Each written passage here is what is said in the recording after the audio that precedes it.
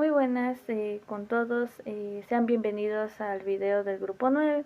En esta ocasión vamos a hablar sobre temas de los factores que influyen en el comportamiento de los gases, también sobre los gases medicinales, la ley de Raoult y también de la ley de los gases con ejercicios.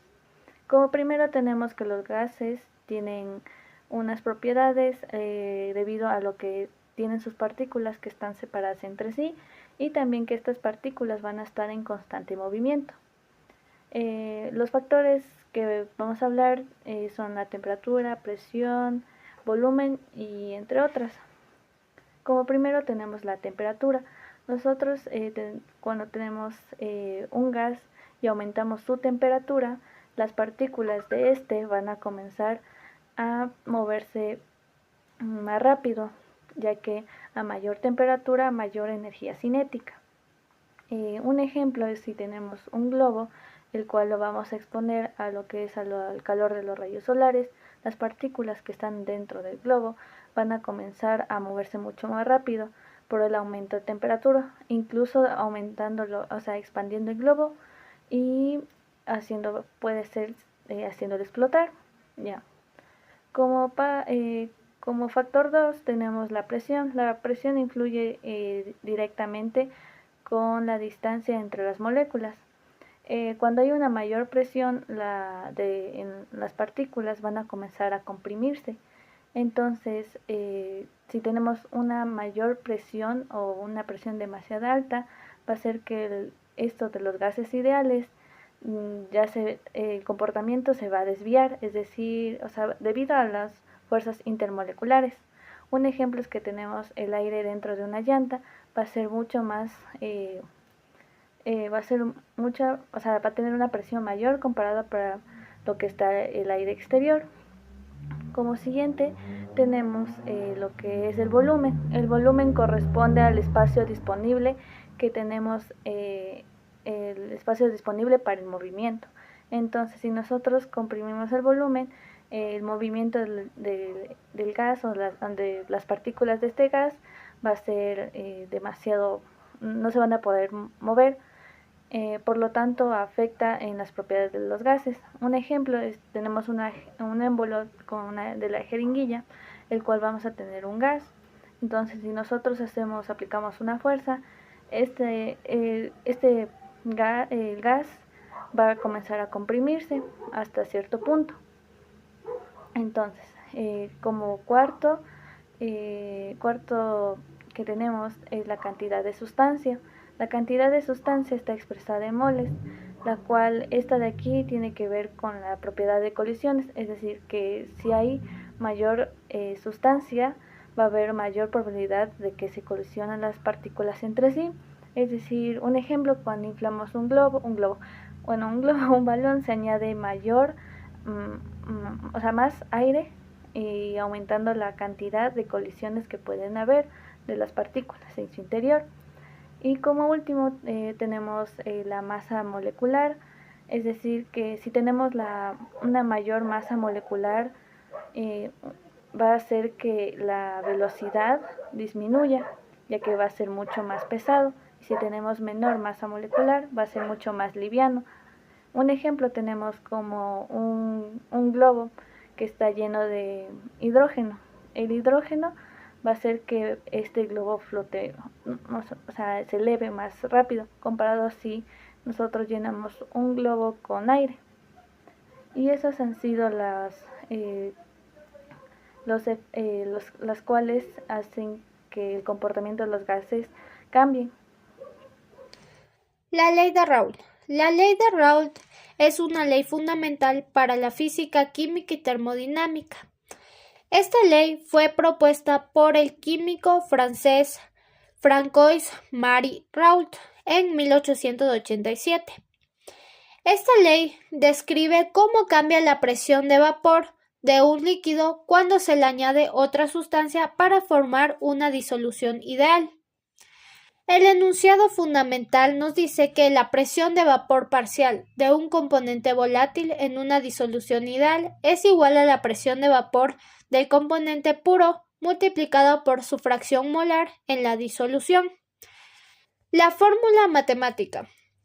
Aquí, como podemos ver en la imagen, nos dice que la presión parcial del componente A va a ser igual a la presión de vapor del componente A por la fracción molar. La presión parcial de B va a ser igual a la presión de vapor de B por la fracción molar. Y la presión total va a ser igual a la presión parcial de A más la presión parcial de B. Y como podemos ver en la imagen, la presión de vapor del componente va a ser directamente proporcional con la fracción molar. Esta ley solo se va a cumplir de manera perfecta en las disoluciones ideales. La mayoría de las mezclas líquidas reales no son ideales, por lo tanto van a tener desviaciones. Cuando pensamos en tratamientos médicos, solemos imaginar pastillas, jarabes o inyecciones. Sin embargo, algunos de los fármacos más cruciales y de acción más rápida se administran en estado gaseoso. Hoy vamos a analizar los gases medicinales desde la perspectiva de la química pura, fundamentándonos en los principios moleculares y macroscópicos descritos en los textos clásicos de química general de Raymond Chang y Ralph Petrucci. Para entender cómo funciona un gas en el cuerpo humano, primero debemos recordar su naturaleza a nivel molecular. Como señalan estos autores en la teoría cinética molecular, las moléculas de un gas están separadas por distancias mucho mayores que sus propias dimensiones y poseen una gran energía cinética. Esto les permite expandirse hasta llenar cualquier recipiente. En medicina, el control preciso de su volumen, temperatura y presión es literalmente la diferencia entre salvar una vida o causar un accidente. Empezando con el más famoso y vital, el oxígeno medicinal. Químicamente, ¿qué lo hace tan especial? El oxígeno molecular O2 es un gas diatómico, incoloro e inodoro. Si revisamos la química de los elementos de los grupos principales, en el texto de Petrucci tiene una configuración electrónica externa 2s2-2p4, lo que lo convierte en un elemento altamente electronegativo y un agente oxidante por excelencia. En los hospitales este gas se administra para combatir la hipoxia, pero un dato químico importante es que no se trata simplemente de aire comprimido. El oxígeno medicinal se obtiene industrialmente mediante la destilación fraccionada del aire líquido en un proceso de separación físico-químico basado en los diferentes puntos de ebullición de los componentes de la atmósfera. Para almacenarlo se introduce en cilindros a presiones extremadamente altas y aquí es donde aplicamos la ley de Boyle, explicada por Chang. A temperatura constante, el volumen de un gas es inversamente proporcional a su presión. Al abrir la válvula del tanque en el hospital, la presión disminuye drásticamente, el volumen se expande y mediante un flujómetro, el gas se dosifica de manera segura a una atmósfera de presión para el paciente. El segundo gas indispensable en los quirófanos y clínicas dentales es el óxido nitroso, que es N2O, conocido popularmente como el gas de la risa. Químicamente su nombre es monóxido de dinitrógeno. Si dibujamos la estructura de Lewis, veremos que el N2O es una molécula lineal que presenta formas resonantes. A diferencia del oxígeno, este gas se licúa con mucha facilidad bajo presión. Por eso, dentro de los cilindros azules de los hospitales, coexisten una fase líquida y una fase gaseosa. Químicamente, esto responde al concepto de presión de vapor. Mientras quede líquido en el tanque, la presión del gas que sale se mantendrá constante. Y entonces, ¿qué ocurre cuando un paciente lo inhala? Aquí entra en juego la ley de Dalton de las presiones parciales. Detalla analíticamente esto en su libro Petrucci. Esta ley nos dicta que la presión total de una mezcla de gases es igual a la suma de las presiones parciales de cada gas individual. Los anestesiólogos se aseguran de que la presión parcial del óxido nitroso sea suficiente para sedar al paciente, pero manteniendo una presión parcial de oxígeno adecuada. Finalmente, existen otros dos gases menos conocidos en la cultura popular, pero con aplicaciones químicas brillantes en la medicina: el dióxido de carbono y el helio. El dióxido de carbono, CO2, se utiliza ampliamente en cirugías laparoscópicas para insuflar o inflar la cavidad abdominal, creando espacio para trabajar. La razón de su elección es puramente química. Es un gas altamente soluble en la sangre, lo que permite que el cuerpo lo absorba y lo elimine de forma natural a través de la ventilación pulmonar, y esto minimiza riesgos secundarios. Por otro lado, tenemos el helio. Si recordamos, el helio está en el grupo 18 de la tabla periódica. los cuales pertenecen a los gases nobles. El helio es químicamente inerte y tiene una masa molar extremadamente baja. Al mezclarlo con oxígeno se crea un gas medicinal llamado heliox. ¿Para qué sirve este gas? Aquí aplicamos la ley de fusión y difusión de Graham, la cual demuestra que los gases con menor masa molar se difunden más rápido. Al ser el heliox una mezcla de muy baja densidad, fluye con mucha mayor rapidez y menor resistencia a través de las vías aéreas obstruidas de un paciente con asma grave, reduciendo drásticamente el esfuerzo mecánico que éste debe hacer para respirar. Buenas, hoy vamos a presentarles los ejercicios de las leyes de los gases. Bueno, primero vamos a empezar con la ley de Boyle. ¿Qué es lo que nos dice la ley de Boyle? Es una relación entre la presión y el volumen, que son inversamente proporcionales. Esto significa que a mayor presión va a haber menor volumen. Y la fórmula que vamos a utilizar para resolver este ejercicio es la siguiente, que sería P1 por B1, que es igual a P2 por B2. Que todo esto sería lo inicial y esto sería lo final. Entonces, nosotros vamos a leer lo que nos pide el ejercicio. Dice, si una muestra de 4 litros de oxígeno se encuentra a 2 atmósferas, ¿cuál es el volumen final del oxígeno si aumenta la presión a 4 atmósferas? Entonces, vamos aquí a resolver. Primero sacamos los datos. Dice, si la muestra de 4 litros sería el volumen 1, de 2 atmósferas sería la presión 1. La presión inicial aumenta, dice aumenta, sería la presión final. Y dice, ¿cuál es el volumen final? Esta sería nuestra incógnita. Aquí ya tenía yo los datitos. Bueno, ya. Aquí vamos a resolver lo siguiente. ¿Qué es lo que nos pide? El volumen final. Queremos nosotros encontrar el volumen final. Sería que el volumen final es igual a la presión inicial por volumen inicial, todo sobre la presión final. Que esto sería igual, reemplazando los datos, sería a 2 atmósferas, todo sobre 2 atmósferas por 4 litros, que esto nos daría igual, que esto sería abajo, reemplazando serían las 4 atmósferas. Ya, atmósferas con atmósferas se fueron, y esto nos queda igual a 4 por 2, 8 litros, ojo, sobre 4. Que esto nos daría resultado a 2 litros. Y ya, ahora, tiene sentido porque si la presión aumenta el doble quiere decir que el volumen disminuye, así como aquí podemos ver en la respuesta. Ahora vamos a continuar con la ley de Charles. ¿Qué es lo que nos dice la ley de Charles? Que si la temperatura aumenta, el volumen también aumenta. ¿Qué nos dice el ejercicio? Si cierta cantidad de CO2 se encuentra en una temperatura de 50 grados centígrados, se aumenta a 100 grados centígrados, obteniéndose un volumen de 10 litros. ¿Cuál era el volumen inicial del CO2? ¿Cuál es la incógnita? Queremos saber el volumen inicial del CO2. Y para nosotros también, para poder explicarles, mayormente van a encontrar esta fórmula en los libros, pero nosotros la vamos a simplificar a esta, que es mucho más sencilla y más fácil de resolver. Muy bien, primero vamos a sacar los datos, que aquí yo ya los tenía. Sería que la temperatura inicial serían los 50 grados centígrados y que la temperatura final son los 100 grados centígrados. Como nosotros queremos buscar el volumen, nosotros sabemos que el volumen final son los 10 litros. Entonces, ¿qué es lo que nos pide? Nos pide encontrar el volumen inicial. Despejamos la fórmula, que nos quedaría la siguiente, sería el volumen inicial, que es igual a volumen, que sería igual al volumen final por la temperatura inicial, que esto sería todo sobre la temperatura final. Antes que nada, para resolver este tipo de ejercicios tenemos que tomar en cuenta que no podemos trabajar en grados Celsius. Tenemos que convertir los grados Celsius a Kelvin. Y la fórmula para transformarlo a grados Kelvin sería la siguiente. Que grados Kelvin es igual a grados centígrados más 273. Ya, entonces vamos a primero transformar los 50 y después los 100. En los 50 serían lo siguiente. Sería 50 más 273, que nos daría igual a 323.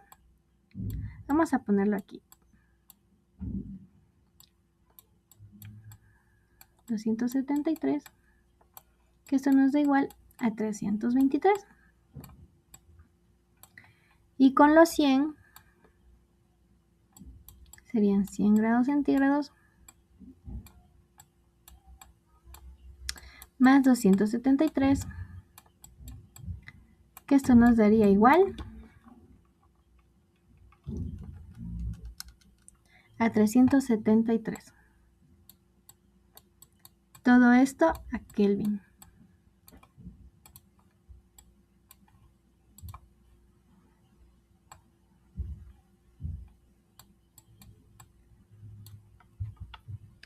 Ya, todo esto a Kelvin.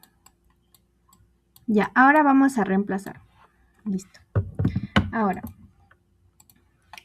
sería el volumen inicial, que es igual a V2. ¿Cuál es el volumen final? El volumen final serían los 10 litros. Por la temperatura inicial, que sabemos que son 50, pero ya una vez transformados serían 323 grados Kelvin, sobre la temperatura final, que sabemos que son 100, pero ya una vez transformados serían los 373 grados Kelvin. Despejamos Kelvin, Kelvin se fue, y esto nos daría igual que el volumen inicial es igual a, sería 10 sobre 373 y el 10 multiplicado para 323, que esto me daría igual a 8.6 litros. Listo, y este sería el resultado. Ahora vamos a empezar con la ley de Gauss. Dice, la ley de Gauss, su ley es que si a mayor temperatura, la presión también aumenta. Y así inversamente, si la temperatura disminuye, la presión también disminuye. Bueno, ¿qué nos pide el ejercicio? Dice, un cilindro de gas de nitrógeno a 100 grados centígrados tiene una presión de 1000 milímetros de mercurio. ¿Cuál será la presión si disminuyó la temperatura a 20 grados Celsius? Entonces, vamos aquí con los datos que tenía por aquí.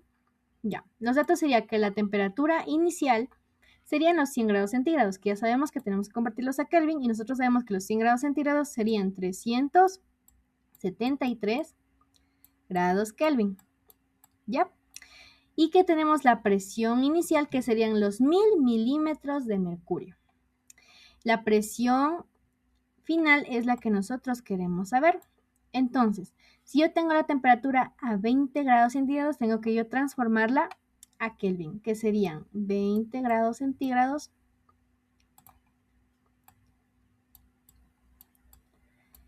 más los 273, que esto me daría igual, aquí tengo, serían 20 más 273, que me daría igual a 293 grados Kelvin. Ya.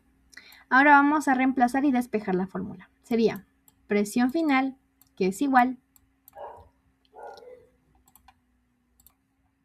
¿Qué sería? La presión final sería la presión final para la presión inicial por la temperatura final. Todo esto dividido para la temperatura inicial. Reemplazando los datos serían los siguientes.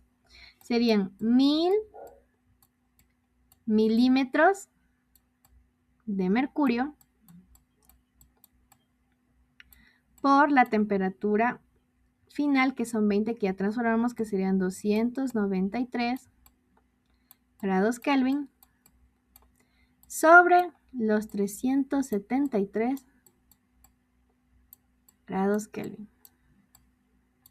Kelvin con Kelvin se van, y esto me quedaría igual a, vamos a ver, 1000 por los 293 sobre los 373, que esto me quedaría igual a 785,5 milímetros de mercurio. Listo. Entonces, la presión final disminuyó a 785,5 milímetros de mercurio, y es Es obvio porque si bajó la temperatura, la presión también bajó. Como podemos ver en este caso, la presión no aumentó, sino disminuyó. Bueno, yo les voy a explicar algunos ejercicios sobre la ley de Avogadro, la ley combinada de los gases, la ley del gas ideal y la ley de Dalton. Bueno, comencemos con la ley de Avogadro, el cual esta ley establece que el volumen de un gas, cuando la temperatura y la presión permanecen constantes, es directamente proporcional al número de moles de gas. En otras palabras, si aumenta la cantidad de gas, también aumenta su volumen. Bueno, esta sería la forma general de expresar la ley. Aquí B nos representa el volumen, N representa el número de moles y el K es una constante de proporcionalidad. La fórmula indica la relación entre el volumen y los moles que permanece constante. Bueno, cuando queremos comparar un estado inicial con un estado final, utilizamos esta expresión, B1 sobre N1, que corresponden al estado inicial del gas, y B2 sobre N2, que corresponden al estado final. Esta es la ecuación que vamos a utilizar para resolver el siguiente ejercicio. Bueno, en el ejercicio nos indica, nos dice que se quiere conocer que 3.50 litros de un gas contiene 0.875 mol. Si aumentamos la cantidad de gas hasta 1.40 mol, ¿cuál será su nuevo volumen de gas? Nos está diciendo que a temperatura y a presión constante. Bueno, para resolver este ejercicio, primero vamos a identificar los datos. Sería el volumen inicial, es a 3.50 litros. Los números de moles iniciales serían 0.871, 81 mol. El volumen 2 nos está diciendo que es una incógnita, la cual tenemos que buscarla. Y el número de moles finales es 1.40 moles. Bueno, ahora despejamos el volumen 2 de el siguiente paso va a ser despejar el volumen 2 de la ecuación. Multiplicamos ambos lados por el número de moles final para dejar solo la variable que buscamos. Por eso obtenemos el volumen 2, que es igual al volumen 1 multiplicado por el número de moles finales dividido para el número de moles inicial. Sustituimos los datos y multiplicamos los 3.50 litros por 1.40 moles y dividimos para los 0.875 moles. Al resolver esto, tendríamos 5.6 litros.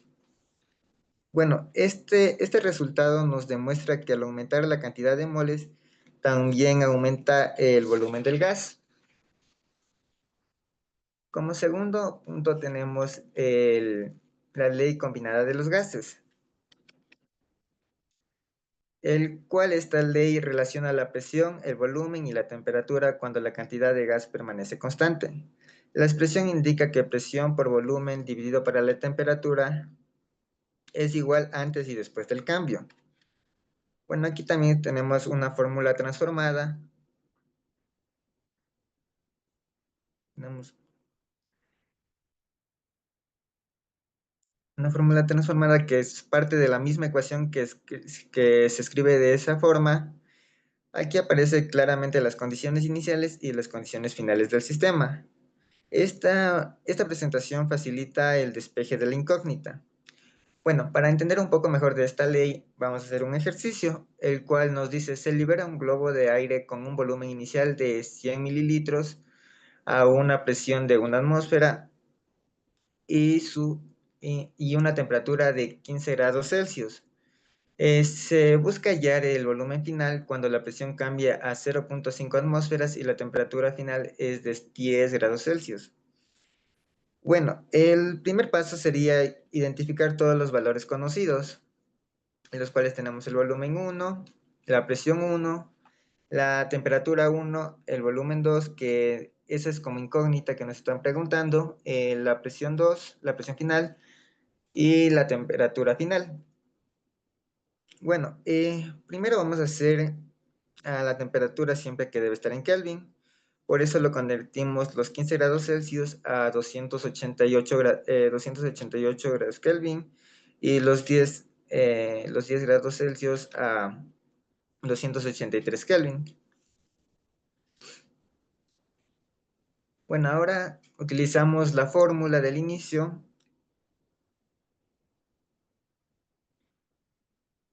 Como necesitamos encontrar el volumen final, despejamos esa variable y obtenemos que el volumen 2 es igual al volumen 1 por la presión 1 por la temperatura final dividido para la presión final por la temperatura inicial.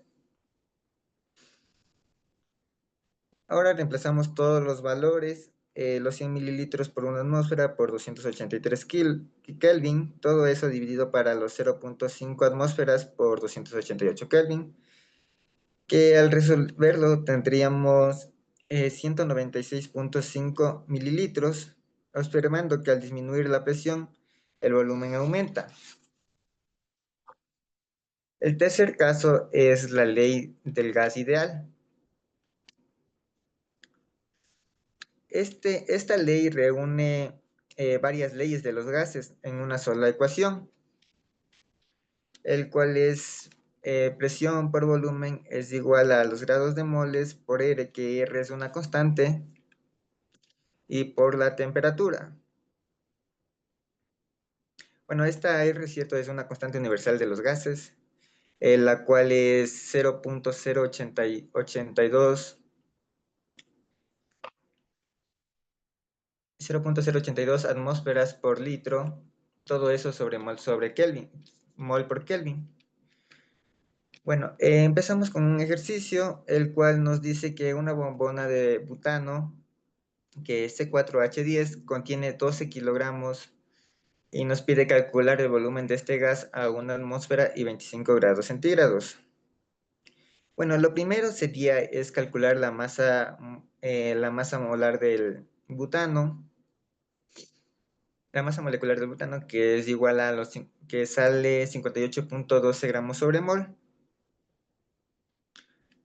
Y los siguientes datos que nos da el ejercicio, que son la masa, que son los 12 kilogramos, el volumen es la incógnita, la presión, que es una atmósfera, y la temperatura, que es 25 grados Celsius.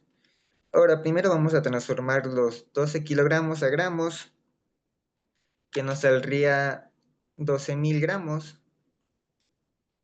También la temperatura de grados Celsius a Kelvin, que nos daría como 298 Kelvin. Calculamos los moles utilizando N es igual a la masa, todo esto sobre el peso molecular, que esto nos da como resultado 206.5 moles. Ahora sí, ahora vamos a utilizar esta fórmula del inicio.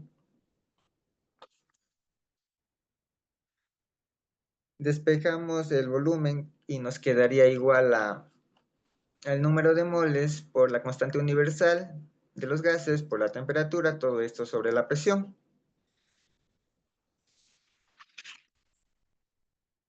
Sustituimos los valores, que serían los 206.5 moles por los 0.082 atmósferas por litro, todo esto sobre moles por Kelvin, multiplicados por los 298 Kelvin, que todo esto sobre una atmósfera. Hacemos ese cálculo y el volumen obtenido sería de 5.055.8 litros. Esa sería la respuesta de nuestro ejercicio. Y por último, tenemos la ley de Dalton. Bueno, esta ley establece que la presión total de una mezcla gaseosa es igual a la suma de las presiones parciales de cada gas. Es decir, la presión total es la suma de las contribuciones individuales de cada componente.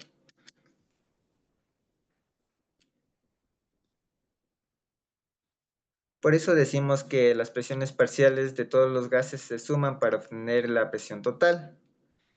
Bueno, vamos a resolver un ejercicio para entender mejor esta ley.